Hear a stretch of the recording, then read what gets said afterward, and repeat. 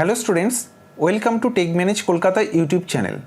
আমি রাজেশ হালদার, ক্লাস 12-এর computer science এবং মডার্ন কম্পিউটার অ্যাপ্লিকেশন সাবজেক্টের নেটওয়ার্কিং চ্যাপ্টারে bandwidth, communication channel, channel capacity, baud এবং বিটস পার সেকেন্ড নিয়ে তোমাদের সাথে আজ আলোচনা করব। সবার প্রথমে আপডেট পেতে গেলে চ্যানেলটিকে সাবস্ক্রাইব করো এবং পাশে থাকা বেল আইকনটি প্রেস করো। ভিডিওটি ভালো লাগলে লাইক করবে এবং বন্ধুদের সাথে শেয়ার করবে, কারণ শেয়ারিং ইজ কেয়ারিং।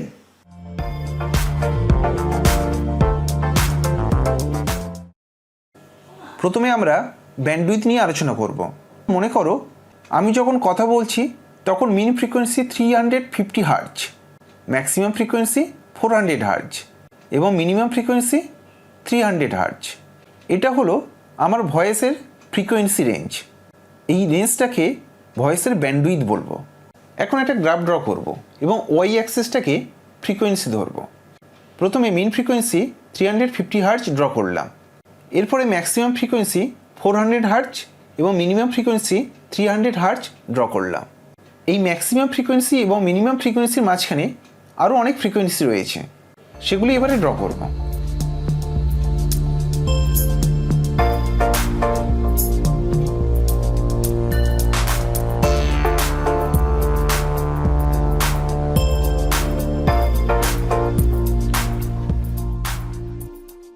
এখন প্রতিটি লেভেলকে একটি করে নাম্বার ধরলাম, তাহলে এখানে সংখ্যায় অনেক ফ্রিকোয়েন্সি থাকবে। তাহলে এটাকে বলবো ব্যান্ড, আর এই ব্যান্ডের উইথটাকে বলবো ব্যান্ডউইথ। এই উইথ যত বেশি হবে ব্যান্ডউইথ তত বেশি হবে। সুতরাং ব্যান্ডউইথ যত বেশি হবে সেই মিডিয়ামের মধ্য দিয়ে সিগন্যাল বা ডেটা তত বেশি পরিমাণে যেতে পারবে। এখন আমরা ব্যান্ডউইথের ডেফিনিশন হিসেবে বলতে পারি, একটি তথ্য প্রেরণ মাধ্যমের সর্বোচ্চ ও সর্বনিম্ন কম্পাঙ্কের অর্থাৎ ফ্রিকোয়েন্সির মধ্যবর্তী দূরত্বকে ব্যান্ডউইথ বলে। এবারে আমরা জানব ব্যান্ডউইথের পরিমাপ কাকে বলা হয়।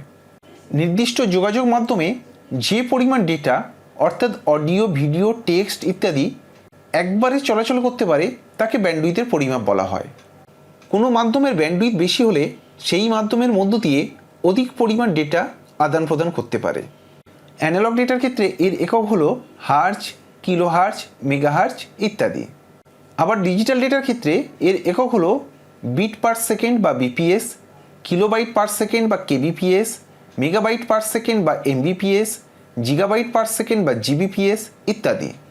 এবারে আমরা কমিউনিকেশন চ্যানেল এবং চ্যানেল ক্যাপাসিটি নিয়ে আলোচনা করব। ল্যান নেটওয়ার্কে একটি কম্পিউটার থেকে অপর একটি কম্পিউটার মধ্যে যোগাযোগ রক্ষা করার জন্য যে কেবল বা তার থাকে তাকে কমিউনিকেশন চ্যানেল বলে। এই চ্যানেলের মাধ্যমেই এক কম্পিউটার থেকে অন্য কম্পিউটারে তথ্য আদান প্রদান করা যায়। যেসব কেবলের মাধ্যমে ল্যানে তথ্য আদান প্রদান করা হয় সেগুলি হলো fibre optic cable, twisted pair cable, coaxial cable ইত্যাদি। আর কোনো একটি অবস্থায় কমিউনিকেশন চ্যানেলের মধ্য দিয়ে সর্বোচ্চ যে হারে ডেটা ট্রান্সমিট করা সম্ভব হয় তাকে ওই ট্রান্সমিশন মিডিয়ার চ্যানেল ক্যাপাসিটি বলা হয়। ডেটা ট্রান্সমিশনে এই হার বা রেটকে পরিমাপ করা হয় বিট পার সেকেন্ড বা বিপিএস একক দ্বারা। এটি কত সংখ্যক বাইনারি ডিজিট বা বিটস প্রতি সেকেন্ডে ওই ট্রান্সমিশন মিডিয়া বা চ্যানেলের মধ্য দিয়ে ট্রান্সফার হচ্ছে তা নির্দেশ করে। এখন তোমাদেরকে বড এবং বিট রেট সম্পর্কে বিস্তারিত ধারণা দেব। মোডেমের মধ্য দিয়ে ডেটা আদান প্রদানের রেটকে আমরা দুটি ভিন্ন ইউনিট দ্বারা প্রকাশ করতে পারি, একটি বড এবং অন্যটি বিপিএস বা বিটস পার সেকেন্ড। কোনো ইলেকট্রিক্যাল সিগন্যাল প্রেরণের সময় এক দশা থেকে অন্য দশাতে পরিবর্তনকে বড বলা হয়। অর্থাৎ মোডেমের মধ্য দিয়ে কোনো ইলেকট্রনিক সিগন্যাল বা তড়িৎ সংকেত প্রেরণের সময় এর দশার অর্থাৎ ফ্রিকোয়েন্সি বা ভোল্টেজের পরিবর্তন হয়। এক দশা থেকে অন্য দশাতে পরিবর্তনকে বড বলা হয়। তাই প্রতি সেকেন্ডে যতবার দশার পরিবর্তন হয় তাকে বড রেট বলা হয়। বড রেট ইলেকট্রিক্যাল সিগন্যালের গতিকেও পরিমাপ করতে পারে। এখন পুরো ব্যাপারটা আমরা গ্রাফিক্যালি বুঝে নেব। এক্স অ্যাক্সিস বরাবর সেকেন্ড এবং ওয়াই অ্যাক্সিস বরাবর ভোল্টেজ ধরলাম। দেখো যখন 5 ভোল্ট তখন সিগন্যাল হাই অবস্থায় আছে এবং যখন 2 ভোল্ট তখন সিগন্যাল লো অবস্থায় আছে।